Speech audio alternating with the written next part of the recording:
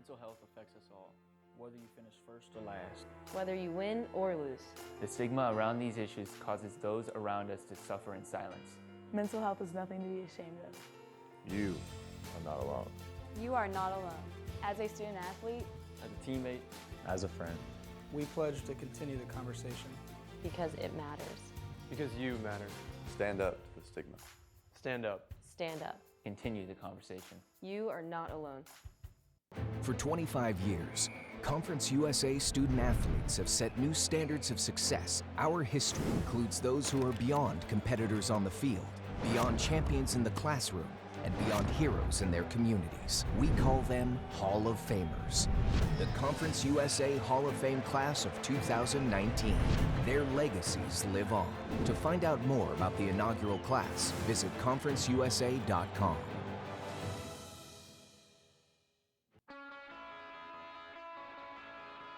This is the CUSA way. Watch us be competitive.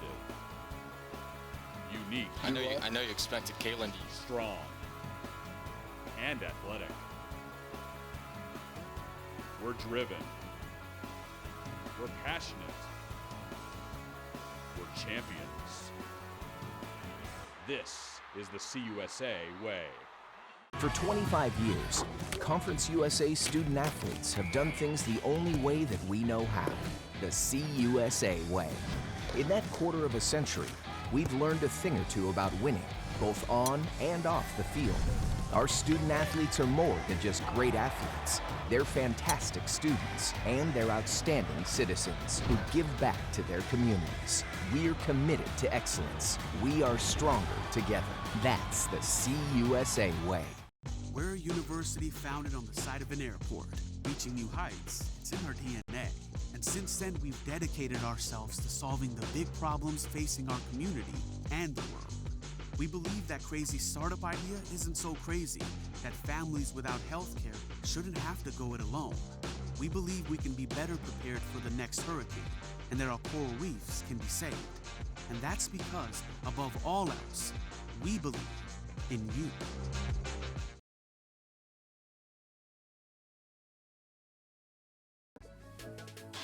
Well, the rain unrelenting on Saturday, a downpour throughout the night, scattered with electric moments from the legs of Kalen Wiggins, the kid from Sanford Seminole, making sure there would be no upsets in his first start as a Panther. With his play, FIU is in the win column, and with this Monday morning, we're back at the Graham Center. Another great day in paradise in Miami as Panther Talk Live with head coach Butch Davis rolls on. Glad to have you with us at the Graham Center. AJ Ricketts, head coach Butch Davis, back in the win column after a nice game from the QB and a number of guys in the win over New Hampshire this past weekend in the rain and the lightning at Ricardo Silva Stadium. Thankfully, that lightning delay not resembling the Old Dominion game last year. It's about 3 hours you guys had to spend in the locker room. Right. It's pretty short for lightning delay standards. 50 minutes, you got back on the field. Guys are recharged and a nice effort to get the win. Yeah, I tell you what, we did learn a little bit from the Old Dominion game a year ago about how to organize if you do have a lightning delay. And, you know, we let the players get a little bit of food. They got something to eat. They got some hydration. The coaches got a chance to get together and talk about the first quarter and some of the things, adjustments that we needed to make instead of having to wait till halftime to do it. Yeah. We got a chance to do it a little bit earlier, and then you got a halftime to do it again to tweak some things. But there were some good things, AJ, in the game. And obviously, Kalen coming in and rushing for 191 yards. And his poise and his confidence just continued to build as the game went along, and he did a good job. I told the team the other day, I said one of the things that kind of went under the radar a little bit was how well that the running backs, you know, Kalen got a lot of the yardage and stuff, but they ran physical. They ran tough. They ran hard. Napoleon Maxwell, Anthony Jones, Devontae Price, all three of those guys were very physical. I think we averaged 6.6 yards per carry, and obviously that number gets floated a little bit when you get Kalen gets a 75 or 80 yard run. That'll help your average and stuff. But that part of it I thought was really good. I thought on the defensive side, I thought that there were some things that we did defensively where we swarmed and we gang tackled, we stopped the run, we made it a one-dimensional game, made it a little bit more difficult for them to move the ball. And then Tony Gator's punt return, obviously that was a huge play in the game that James Villano, who's our special teams coordinator, he did a great job in talking about the inconsistency of their punter. And a lot of times, we only have maybe one punt returner back there, but that week, we put two back there just because you didn't know whether or not the punter would punt the ball straight down the field. And Tony caught the ball short, got all the way down. I almost choked him when he lateraled the ball to Dimitri. You said after the game you almost took away his scholarship. Yeah, it's like, hey, look, dude, that's not the guy you want to lateral it to. Go ahead and we'll take it first and goal at the 2-yard line. Yeah. But it worked out great and everything. And so, it is good to get back in the win column. Well, you hit a number of storylines from this weekend's win, and we'll hit on a number of those as we continue. And I want to start before we go into Kalen and the punt return. Sure. Just winning plays. And I thought kind of one play that symbolized this was early in the game, Tony Gator making a catch on a post. Yeah. A tough play to make, and obviously the punt return. He made winning plays. Yes. And he's a senior. He's a vet. He's been here through all the transition. And the drop at the goal line last week, that ate him up. And he came right away, and he kind of set the tone early. There were a lot of winning plays, and I think that kind of symbolized it. Absolutely. And that's what you expect, AJ. You really need your veteran, senior, or juniors that have been a 2-3 year starters. They got to step up, and they got to deliver plays, whether it's pressures on quarterbacks or interceptions and forced fumbles and stuff. And like Sage Lewis, look at the game that kid had. He had 10 tackles. He had a pass that he deflected. Then he gets an interception and he gets a tackle for a loss. I mean, he was in just about every single category, and that's like Tony did. Sage did the same thing. Yeah, Sage Lewis in his 4 years here, he has 236 tackles, 12 tackles for loss, a fumble recovery for a touchdown. But that was his first pick. Yeah, big about play. that? No kidding. All the ways he's contributed. Now he had an interception. And you couldn't have asked, AJ, you couldn't have asked him to have a better fundamentally technique. I mean, it was a 4-wide receiver. He opened to the strength of the passing deal, but he read the quarterback's eyes. And as soon as the quarterback's eyes looked back to the backside, he flipped his hips and went over there and made the interception. If it had been a little bit different, he might could have taken that to the house. He had one guy to beat, and then there was a whole host of guys trying to escort him down the sidelines. That was a lot of fun. Let's delve a little bit more into Kalen's performance. No doubt about it. His first start as an FIU Panther, 12 for 18, 127 yards through the air, nearly 200 on the ground. Coach, he had over 100 yards in the first quarter. All right, he has a quarterback record for rushing yards now, number 5 for any player in FIU. I mean, he almost had 200. That hasn't been done in 14 years here, but it wasn't just the rushing yards. It was getting snaps off more efficiently, not 1 or 2 seconds on the clock, maybe 6 or 7, and managing the game despite what happened. You liked his overall maturity. No, there's no doubt about it. And I told the team yesterday with Kalen in there, I said, one of the things that was really impressive was the fact that his poise in the huddle, everybody in that huddle believed that he was going to make it right. And you already talked about his ability to not let the clock run down to 3 seconds, 2 seconds. Oh, God, hurry up and snap the ball. I mean, he was poised. He got the ball snapped really well. And the thing that he really did, he didn't make any negative plays. No interceptions, no fumbles, none of those kinds of things. Didn't get sacked, I don't think. Didn't get sacked. And his athleticism obviously helps him. And then when he extended plays because of his legs in the passing game, he found receivers open as he moved inside the pocket. So you couldn't have asked a quarterback to come in and do a better job than he did. You look overall at the special teams, obviously the punt return game took a step forward last season. We know Jose is going to get back on track. He talked a little bit about that in the post game and the relationship with the snapper, the holder.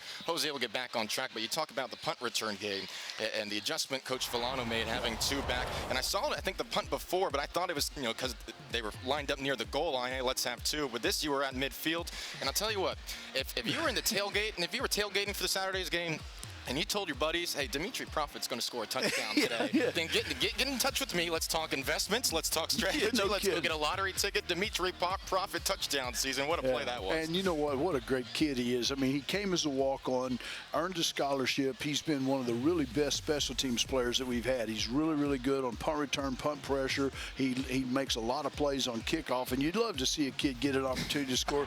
It may never, ever happen again in the rest of his college career, but he happened in the game. And I'll tell you what, it came at a good time because it helped extend the lead and gave us a little bit of breathing room. Yeah, no doubt about it. He's a guy who had 5 tackles last season. He's pretty much essentially a special teams guy, and a very important one at that. And he certainly proved that. Dimitri, I mean, there's a lot of players in college football history who have put their name on the participation list, but I think the number that scored a touchdown might be like less than 1% of those players, part of an exclusive Especially club. if you're a linebacker. Scoring a touchdown doesn't happen very often. Oh, that was terrific to see. Let's take a look at the stat comparison, right? From Western Kentucky, to this week, this past weekend against New Hampshire, and coach nearly all across the board back on track improvements. Passing yards 66 to 127. That's obviously a type of New Hampshire 300 plus rushing yards. Third downs, look at that, 6 for 13 versus 2 for 15, and obviously defensive pressure as well. Really all across the board, much better performance. Yeah, no doubt about it. I mean, in the third down conversions, that was one of the things that we struggled with against Western Kentucky. I think we were 2 of 15, and no matter what the rest of the stats are, if you're 2 of 15 on third down conversions, it's hard to win any game. I don't care who you're playing, but having success yesterday or Saturday night, lets those drives stay alive. And when you get a chance to stay alive, probably the only negative thing was some of those drives early on where you drove the ball down inside the red zone and they stalled. That's one of the things that we've really got to do, and we were good at it last year, AJ, is driving and finishing with a touchdown and not putting ourselves in a situation to have to kick a field goal. And you already talked about Jose, and I want to say this because one of the things I told Jose, I mean, I draw an analogy a lot of times in a lot of sports to golfers, and I said, Tiger Woods he's hit it in a lake. He's hit it out of bounds. I mean, he's hit bad shots and stuff like that. I said, now it's just a matter of get back to basic fundamentals: your plant foot, your swing, your finish, and the biggest thing, and this is one of the things that has attacked almost every kicker I've ever been around, is the trust factor in the snapper and the holder. Okay, it's not like, well, it's okay if they get 4 out of 7, and the other 3 they're bobbling the ball, they're putting it down, and now as the kicker, your momentum and your rhythm and the way in which you swing is all messed up, and so you just got to trust them. And if it doesn't happen, it's not going to be your fault. But when it does, go ahead and kick the football, and he'll make them. And I believe in him. I know he's going to get back on track. I think it's rare, no matter who you are, whether you're an all-conference, all-American guy, or in your first year, you don't go through 4 years as a kicker without having at some point some frustration. Yeah, and AJ, you and I talked about before we went on the show. Think about this: the Super Bowl defending champions, the New England Patriots, their kicker, Koskowski, I think is his last name. Yeah. He's gone to the Pro Bowl 4 out of the last 5 years. Yesterday, he missed 2 field goals and 2 extra points in one game. So it happens to just about everybody. Now you just got to get back into the rhythm and trust yourself, and he'll make a bunch of them. I think Vinatieri missed a couple this past weekend too. I was listening to the radio on the way here. That guy's 46 years old. I mean, Jose might have a long, long career in front of him. He keeps taking the football like he has the past 2 years. No doubt he'll get back on track. All right, as we head to break here, the offensive onslaught may not have been what we expected under the lights and the rain, but no shortage of big plays, winning plays. When we come back, we'll talk about La Tech, the Bulldogs on the other side of Panther Talk Live. Dimitri Prophet bringing it into the end zone. Sage Lewis reading the quarterback. No shortage of big plays Saturday nights at FIU.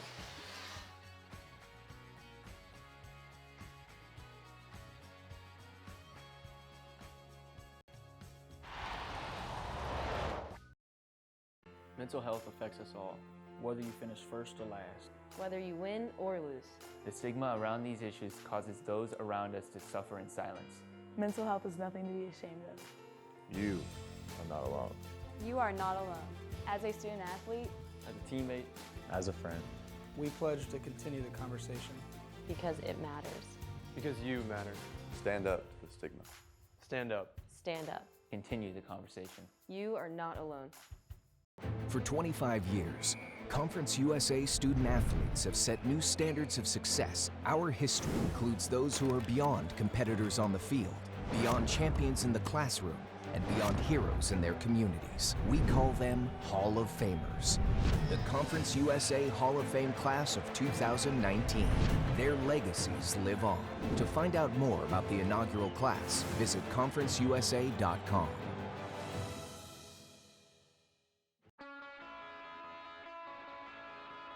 This is the CUSA way.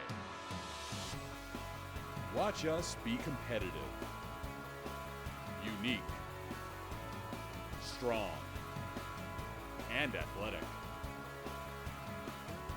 We're driven. We're passionate. We're champions.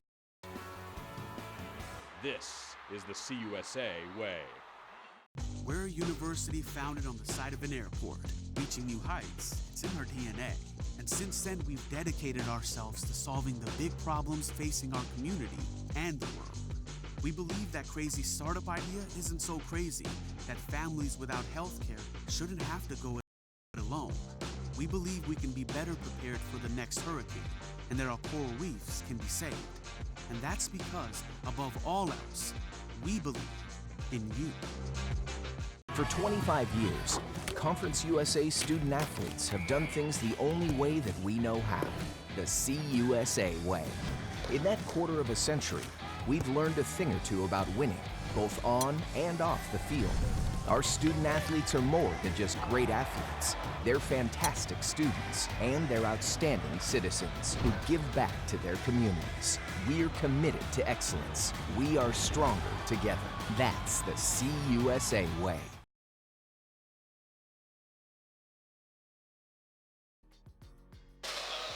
Welcome back, fam. Panther Talk Live at the Graham Center is brought to you by Florida Lumber. Come see why Florida Lumber is more than just lumber for nearly 50 years. Florida Lumber has been servicing homeowners, contractors, and handymen. Visit their showroom or floridalumber.com today. All right, Coach and I, we've both been to Louisiana plenty of times, including this season, but I think it's both of our first trips to Ruston coming up. La Tech, the next opponent. It's a short week, Friday nights, under the lights in Ruston, Louisiana. So let's take a look back at where the Bulldogs are at this point in the season. 2-1, start of the year over in Austin. Texas not quite back, as Sam Ehlinger proclaimed after the Sugar Bowl, but taking a lot of steps forward, and they did against La Tech. But the Bulldogs fought late in the game, a couple touchdowns. They didn't give up, they didn't quit, playing hard until the end of that game in a 45-14 loss. Nearly took an L to a Grambling State, who fought competitively. That was a 20-14 win, but Grambling gave them all they could handle. So going into Bowling Green, a lot of questions for La Tech and Skip Holtz, and they had a resounding win in the MAC this week over Bowling Green.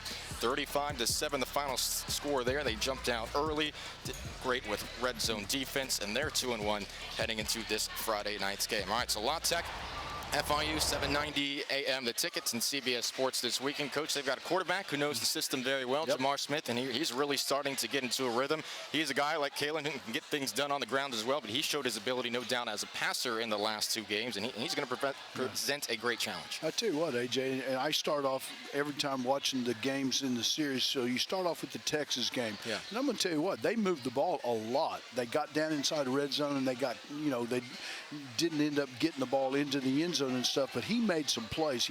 He can throw the ball extremely well, and they've got a lot of very, very fast, quick, explosive wide receivers. They got a good, quick, fast running back, but he can run. He can get it outside the pocket. He can get down the field, and he throws the ball extremely well. And you alluded to the fact, I mean, he's a returning starter, so he knows the system very well, and you can just see him. I mean, he's got great throwing. He's got big-time wide receivers that he can get the ball behind people, and knowing Skip Holtz and the way in which he coached at East Carolina, the way in which he coached since he's been at La Tech, they have been explosive on offense. I mean, that's been one of their trademarks. And then defensively, they bring so much different kinds of looks. I mean, they blitz, 3-man line, 4-man line, a lot of movement, and they're really going to challenge your protections from that standpoint. Butch, as a coach, you love to go up against programs that have winning traditions, that know what success is, because, you play those teams week in and week out. You're more prepared come late in the season. I mean, this is one of just 2 teams in the country that's won 5 straight bowl games last year over in Hawaii, winners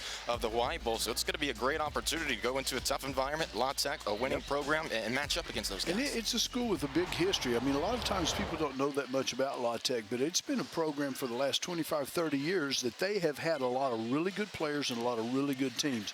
And they're in an area that's kind of undervalued as far as recruiting. You recruit in Louisiana, we brought we brought Reggie Wayne and Ed Reed were out of Louisiana, and La Tech turned them down. It wasn't good enough to go there, but they get a lot of really good athletes, and they've got a good system, and they really try to pressure.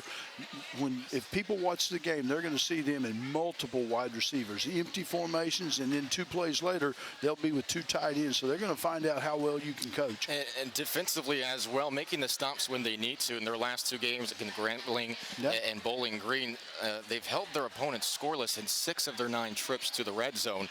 Us on Saturday, we were 4 for 6, the 2 missed field goals, not allowing us a perfect game, but fairly efficient in the red zone, and that figures to be a key factor this week. No, it definitely will. And that's been one of the things, AJ, that we were really good at last year, was when we got it down inside the red zone, the majority of the time, it finished up with being a touchdown, and if it wasn't, Jose made all the field goals. So we got to get back on track on that and continue to have success on 3rd downs and keep those those drives alive. The Western Kentucky game, a 4-play drive, a 3-play drive, a 5-play drive, a 4-play drive. We got to stay out of that. We got to have a lot of success, and a lot of that comes, AJ, on 1st and 10. If you have positive plays on 1st and 10, even if it's two yards is a positive play. Now then the second down, you get 4 or 5, and now you're in that 3rd down, and 1, 2, 3, 4, you got a great chance to keep a drive alive. We saw many more 3rd and shorts this past weekend than 3rd and 8, 3rd and 10, or 3rd and behind the original line of scrimmage, no doubt about that. All right, we're Show the People. We take your Twitter questions next. We have top 5 plays of the game. We start to wrap things up here on Panther Talk Live as we roll through another edition. I think we might see this guy on the top 5 plays, making big plays all throughout the game, leading FIU to a 30-17 win. Panther Talk Live returns at the GC after this.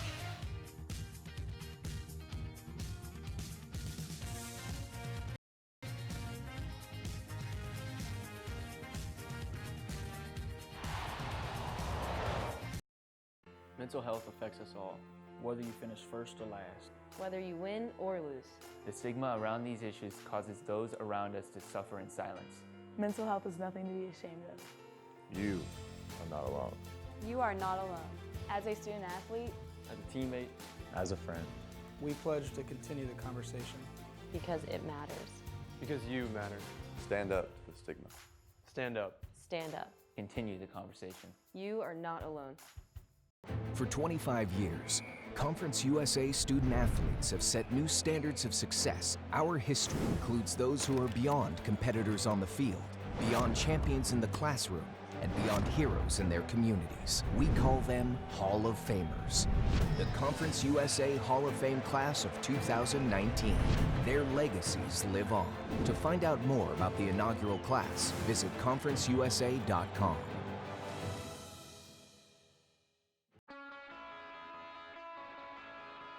This is the CUSA way. Watch us be competitive, unique, strong, and athletic. We're driven. We're passionate. We're champions. This is the CUSA way. We're a university founded on the side of an airport, reaching new heights. It's in our DNA. And since then, we've dedicated ourselves to solving the big problems facing our community and the world. We believe that crazy startup idea isn't so crazy, that families without health care shouldn't have to go it alone. We believe we can be better prepared for the next hurricane, and that our coral reefs can be saved. And that's because, above all else, we believe in you. For 25 years, Conference USA student athletes have done things the only way that we know how, the CUSA way. In that quarter of a century, we've learned a thing or two about winning, both on and off the field. Our student athletes are more than just great athletes. They're fantastic students, and they're outstanding citizens who give back to their communities. We're committed to excellence. We are stronger together. That's the CUSA way.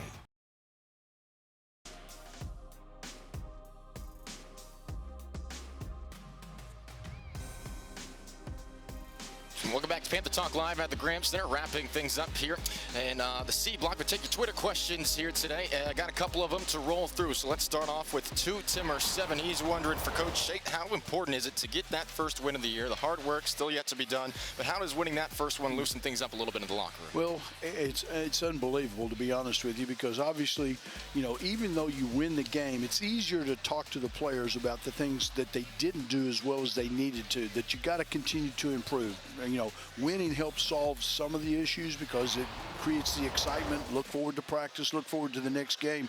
But you have to be very honest with yourself and say, okay, as well as we played in the game in certain areas, there's still areas that we can continue to improve at and get better. And so obviously, but it helps the entire atmosphere in the locker room. We were talking about, you know, teams looking forward to other teams. All we have to look forward to is a bye weeks. Yeah. You know their focus is going to be on La Tech and prepping for the opponent. No team next week to look at. All right, next question from Rainer Guerra asking about eligibility things on the defensive side of the football. Can we expect to see more snaps from Whitaker and Alexi Jean-Baptiste? We saw a little bit of Whitaker on Saturday, but their roles moving forward in your mind? Yeah, absolutely. As we move along, you'll see them participate and take opportunities to play on some of the special teams and maybe get them involved more on defense, because you couldn't give them the reps to prepare them to be ready to jump in and play 15 to 20 plays every single game, because you weren't sure that they were going to regain their eligibility. But once now that we knew that they regained their eligibility, now we can start working them and get into the rotation and give them an opportunity to participate. All right, moving on. We got another Twitter question from Ken, KMN904. This one came in recently, so I'll read it here for you. Off the field question. I think he's wondering, he's a foodie here. Coach, what's your favorite wing sauce? And then P.S., when will we wear the shiny gold helmet? I think we had a gold helmet on the show last week. He even remarked about, I would love to see that. I would love to steal that helmet and put it up in my office. As soon as he donates $30,000 to the athletic budget so we can go out and buy 100 more of those, we'll definitely do that.